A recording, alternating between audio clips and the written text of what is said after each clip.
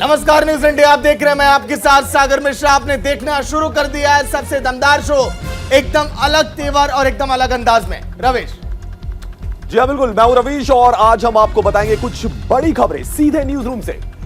चारुल, बिल्कुल, तो अगले 1 घंटे आप देखने वाले हैं हर बड़ी खबर सीधे न्यूज रूम से, जिस पर हमारे साथ जोड़ेंगे हमारे संवाददाता और आप तक देंगे हर अपडेट। तो चलिए सबसे पहले आपको बताते हैं वो अहम खबरें जिन पर आज न्यूज रूम लाइव में हम बात करने वाले हैं। तो चलिए हम दिखाते हैं वो कौन सी अहम खबरें हैं जिन पर आज बात की जाएगी। खबरें सीधे न्यूज रूम के जरिए, तमाम खबरें ऐसी हैं, लेकिन उससे पहले जी चलिए उसके पहले आपको लेकर चलते हैं हिमाचल, जहां पर नितिन गडकरी संबोधित कर रहे हैं। सुनिए आप।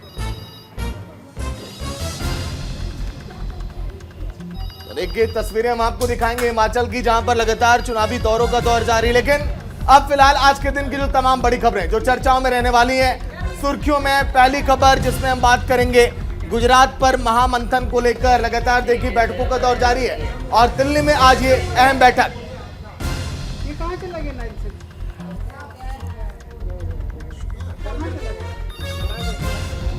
दिख नहीं रहा, किसने छेड़ दिया? लाइव काटना था हमें। तो चलिए दूसरी अहम खबर, सुकेश चंद्रशेखर ने एक और लेटर बम फोड़ा है, लेकिन इस लेटर ने एक बार फिर से राजनीति को गरमा दिया है। दूसरी अहम खबर यह है जिस पर हम बातचीत करने वाले हैं। उसके बाद तीसरी खबर का भी जिक्र करते हैं। कौन सी तीसरी खबर होगी जो हम बात करेंगे, जिसके बारे में बात करेंगे, लेकिन उससे पहले क्या ये लेटर बवाल मचाएगा? तीसरी खबर सागर। तो दिल्ली की कूड़ा सियासत की जिक्र हम इसलिए कर रहे हैं क्योंकि कूड़े पर सियासत लगातार जारी है। एमसीडी चुनाव की घड़ियां बेहद नजदीक और आम आदमी पार्टी ने तैयार किया बीजेपी को घेरने का मास्टर प्लान। बिल्कुल, ये तीसरी खबर है। चौथी खबर, ओवैसी का जानी दुश्मन कौन?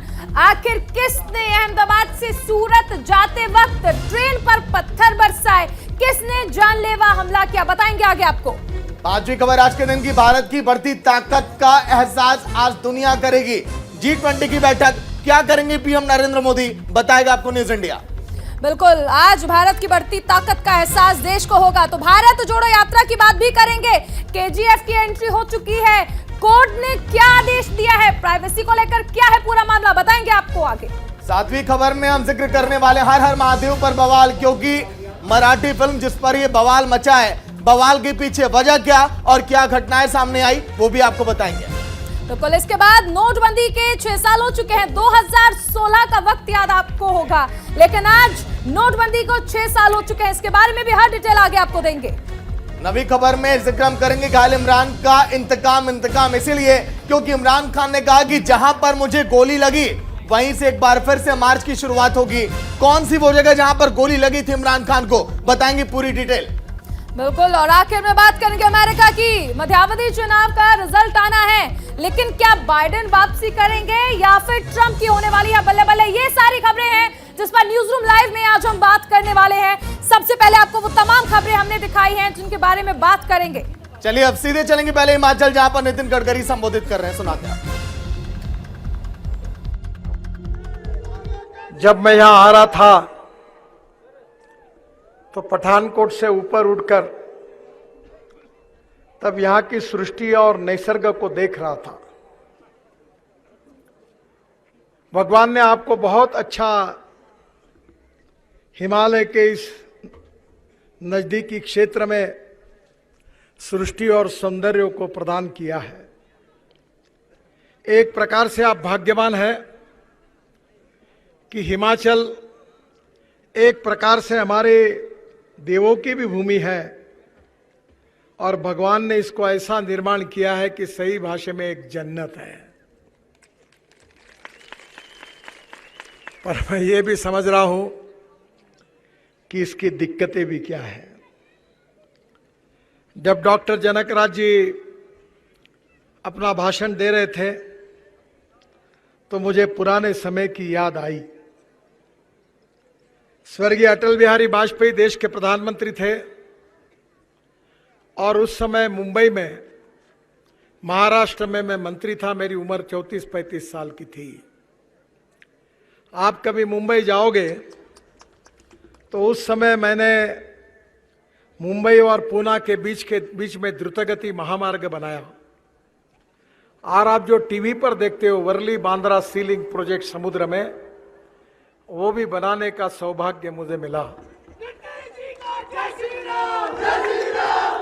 मैंने मुंबई शहर में 55 उड्डान।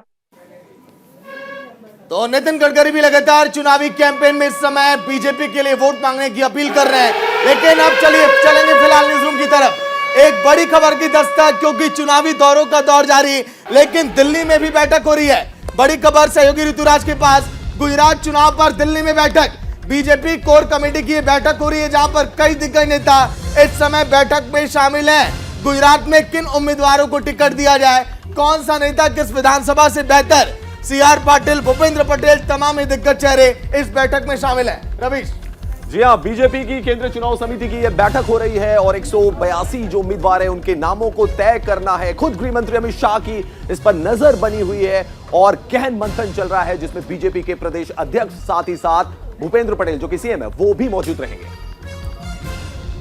सागर बैठकों का दौर ये लगातार जारी है, लेकिन बैठक में कौन कौन से नेता शामिल होंगे ग्राफिक्स के जरिए आपको ये भी दिखा देते हैं, क्योंकि बैठक ही काफी अहम और बैठक से जुड़े कुछ मुख्य बिंदु भी आपको चलिए दिखाते टीवी स्क्रीन पर। तो देखिए ग्राफिक्स फिलहाल गुजरात पर ही महामंथन, दिल्ली में बीजेपी कार्यालय में संसदीय दल की बैठक हो रही है। बिल्कुल ये बैठक होने वाली है क्योंकि गुजरात पर महामंथन है। देखिए कांग्रेस, बीएसपी या फिर आम आदमी पार्टी ने अपने पत्ते खोल दिए हैं, लेकिन बीजेपी अभी भी मंथन कर रही है। 9 और 10 नवंबर को बीजेपी उम्मीदवारों के लिए मंथन करने वाली है। राष्ट्रीय अध्यक्ष जेपी नड्डा की अध्यक्षता में फिलहाल ये बैठक हो रही है और ये बैठक इसीलिए कि कौन सा उम्मीदवार बेहतर होगा किस विधानसभा से, क्योंकि कई बातें देखिए पहले ही तय हो चुकी हैं। 182 विधानसभा सीटें और उन सीटों पर उम्मीदवारों के नाम तय होंगे। किसी के रिश्तेदार या फिर करीबियों को टिकट नहीं दिया जाएगा, ये एजेंडा पहले ही देखिए सेट हो चुका है। किसी के परिवार या रिश्तेदार को टिकट नहीं दिया जाएगा, इस पर भी मुहर लग चुकी है। लेकिन बैठक 2 दिनों तक ही चलेगी, जो आज अब से कुछ ही देर में शुरू होगी। बिल्कुल सबसे ज्यादा जरूरी है भारतीय जनता पार्टी किस तरह से आगे काम करती है, क्योंकि उसके लिए बहुत ज्यादा जरूरी है जीत। हमारे साथ हमारे सहयोगी पीयूष जुड़ गए हैं। पीयूष, भारतीय जनता पार्टी के लिए सोच समझकर कहा जा सकता है कि एक एक टिकट बहुत महत्वपूर्ण है, क्योंकि सत्ता में बने रहना है। देखिए चारुल, बिल्कुल सत्ता में बने रहना है और भारतीय जनता पार्टी 27 साल के बाद अब दोबारा सत्ता हासिल करने जा रही, चूंकि 27 साल तक भारतीय जनता पार्टी का शासन रहा है और ऐसे में वो चाहती है कि आगे भी उसका शासन रहे। तो कुल मिलाकर अगर मैं बात करूं तो 4000 से ज़्यादा कैंडिडेट्स ने आवेदन किया था गुजरात चुनाव में टिकट के लिए और 3 दिन तक गुजरात में भारतीय जनता पार्टी के जो बड़े नेता थे उन्होंने मंथन किया। मंथन करके एक सूची शॉर्टलिस्ट की है, जिसको लेकर कल देर रात तक अमित शाह के आवास पर मंथन चलता रहा, जिस मंथन में खुद गुजरात के प्रदेश अध्यक्ष सीआर पाटिल और गुजरात के मुख्यमंत्री भूपेंद्र पटेल मौजूद थे। अब आज शाम को जो सूचना है वो सूचना यह है कि आज शाम को बीजेपी भारतीय जनता पार्टी गुजरात के कोर ग्रुप की बैठक दिल्ली में आहूत हो सकती है। इस बैठक में गुजरात के बड़े नेता जो हैं वो शामिल होंगे। उसके बाद ही अगले दिन चूंकि केंद्रीय चुनाव समिति की बैठक है, तो वो जो सूची है वो केंद्रीय चुनाव समिति के सामने होगी और केंद्रीय चुनाव समिति अंतिम मंथन करेगी। लेकिन अगर पीयूष हम देखें तस्वीरों को गुजरात के इस समय, तो 182 विधानसभा सीटें, टिकटों का बंटवारा कैसे संभव है? क्या पिछली बार की अपेक्षा तस्वीरें थोड़ी अलग हो सकती हैं बंटवारे के बाद?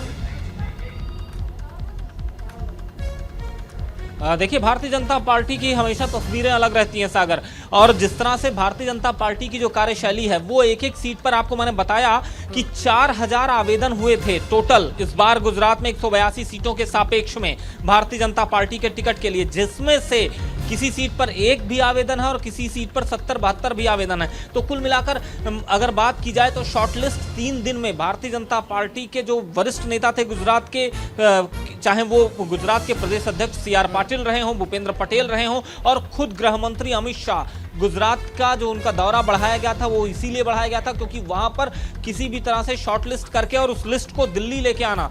दिल्ली में उस पर एक बार फिर मंथन हुआ, कल देर रात 5.5 घंटे की बैठक चली। उसके बाद आज भारतीय जनता पार्टी गुजरात के कोर कमेटी की बैठक में भी उस पर एक चर्चा होगी। उसके बाद केंद्रीय चुनाव समिति की बैठक में यानी कल वह सभी नाम रखे जाएंगे और उन पर विचार होगा और गहन विचार करके ही किसी भी सीट पर उम्मीदवार तय किए जाएंगे।